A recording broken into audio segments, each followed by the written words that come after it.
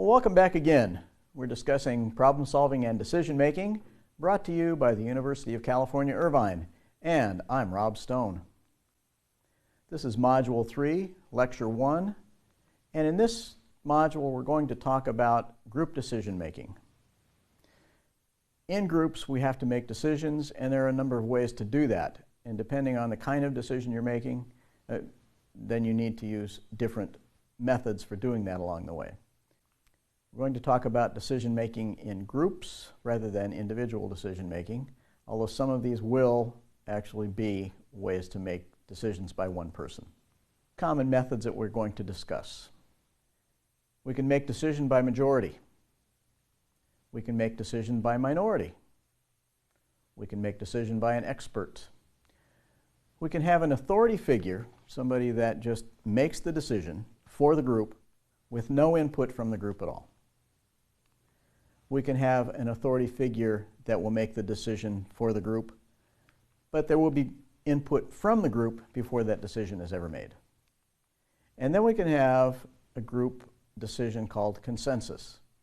And many of us have heard this term and have some idea what it's all about. We'll try to clarify that just a little bit. It can be done wrong, done badly, people have confusion about it, or it can be done very well and be a very good group decision-making method. So we'll talk about all 6 of these. First one, let's talk about majority decision-making. So what's majority decision-making all about? There's some advantages to this. It's familiar, it's fast. Many of us know how to do it, and we've known how to do this since we can remember, when we're little bitty kids.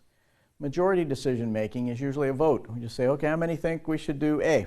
How many think we should do B? Okay, looks like A wins, that's what we're going to do. Off we go do that. So can we do it? Yeah. Know how to do it? Yeah. Fast, easy? Yeah, all that stuff. There's some disadvantages. First of all, people may not all buy into this thing. And if we're in a team, we could leave some of our team behind. If we're working in some kind of a group, leave some of the group back behind because the group has done a majority vote that wasn't what these people agreed to. Part of the group moves forward, the rest of the group does not. We may end up, because of that, with the results of this decision not being effectively implemented. So some people may say, you know, that just doesn't work. I can't go along with that. So I'm not going to. And I'm not going to help implement this. I'm not going to be involved in anything else the rest of this group does. I'm just completely finished. So what we've done with majority vote a lot of time is divide the group right in half. We have 51% of the group happy, ready to move forward. We have the rest of the group not. And if we need this whole group to move forward together, this is not a good way to go about doing things. So out of all the decision-making methods we're going to examine, never use majority decision-making in a group. If you want this group to move forward together, throw that one out. Scratch it off your list. You're going, but that's how we do it all the time. Well, okay, fine. But when you're working with a group of people, you want everybody to work together, move forward together, scratch that off the list. Minority decision-making. What's that all about? There's some advantages to minority decision-making. An individual or small group of people are going to go off to do something that is part of the work the whole group is responsible for. But the whole group doesn't have to go off and do everything. We have a group of people put together because this person or this small group, they're the experts in this one thing that our group has to do. They're the best ones to do that. They know more about that than anybody else in the group. There's another thing over here we have to do. And there's somebody different, an individual or a small group of people, and they're the experts on that part of the work we have to do in this group. The whole group is responsible together for all of the work we have to do, but we don't have to all go off and do all the work together. If an organization ran like that, you have 300 people walking over here to do this, and 300 people walking over to do that, and 300 people walking over to do this, instead of 10 people doing that, 5 people doing that, 6 people doing this, 3 people doing that, 1 person doing that, and getting all those things done all at the same time. The whole group doesn't have to go always all together and do everything. So that means we have small groups of people or individuals that go off and do work for the group. Sometimes when they're out there doing that work, they need to make some decisions. We just need to be clear with those people when we send them off to do some of this work. What decisions can they actually make?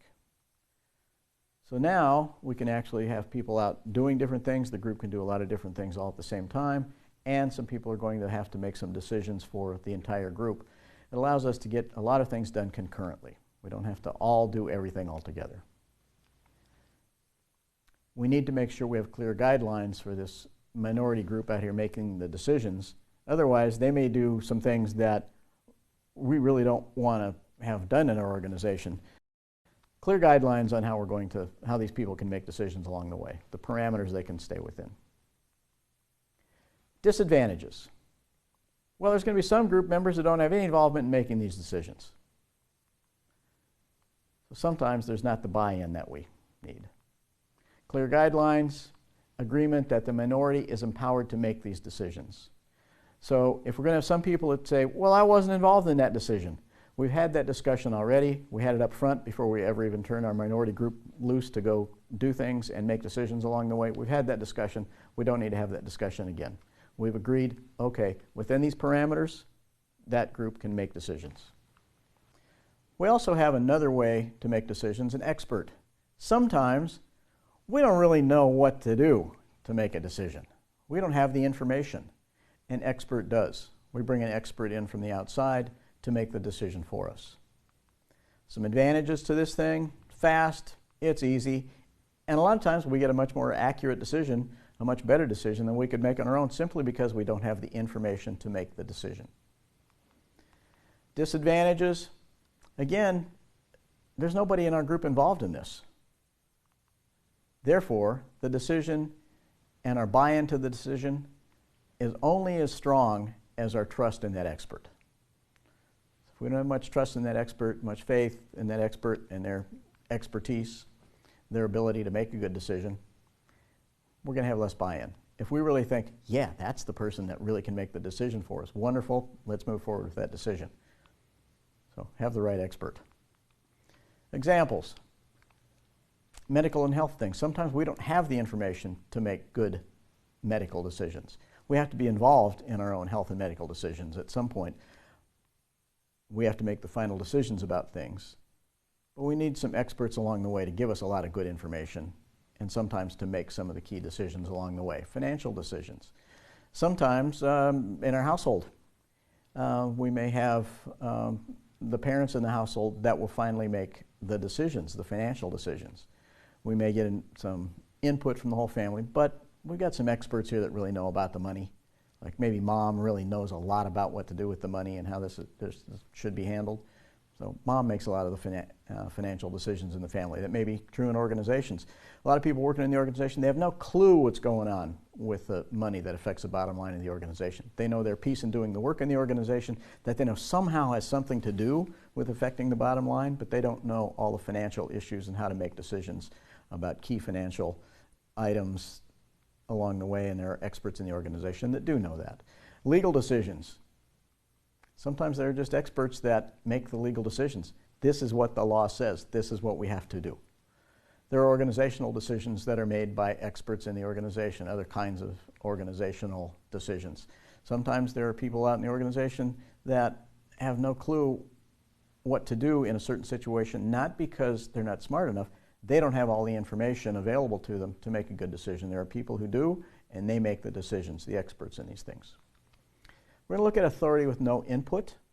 Authority with no input is when we have an authority figure that says, this is the decision. There's no input from anybody in the group at all. There are some advantages to this. It's fast. It's binding. This is an authority in the organization, somehow an authority in the group. It says, this is what we're going to do. There are some disadvantages to this. Buy-in and support. Again, people were not involved in this, so their buy-in and support are going to be proportional to the trust that they have in this authority figure. Alexander the Great all of the people that Alexander the Great led would go anywhere and do anything for him. Lord Nelson, who was a famous admiral in the British Navy. We're going to start over with that. Authority with no input. There's some disadvantages. The buy-in and support are proportional to the trust and the belief that we have in that authority figure.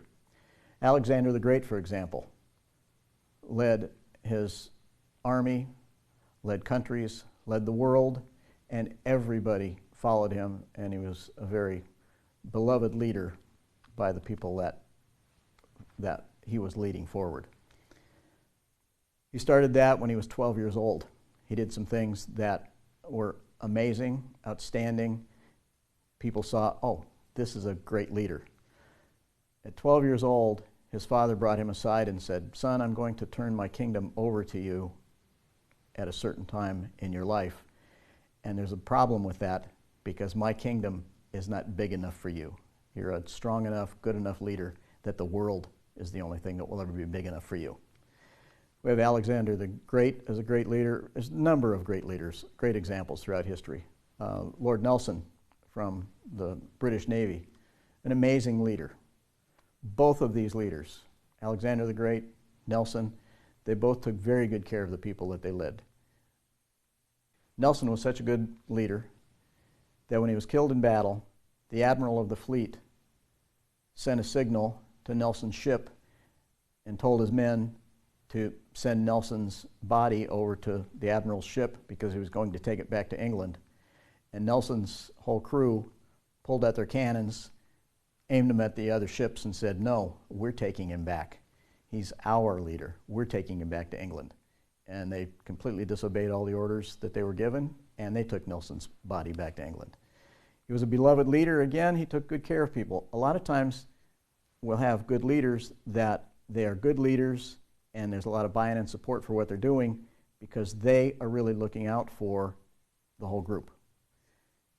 We have other times when we have some leaders, they're not looking out for the whole group, they're looking out for themselves. And so you can all think of people like that. And they make decisions that nobody cares about, nobody buys into, because they don't care about the group, they care about themselves. So the belief and trust we have in the authority figure has a whole lot to do with authority with no input.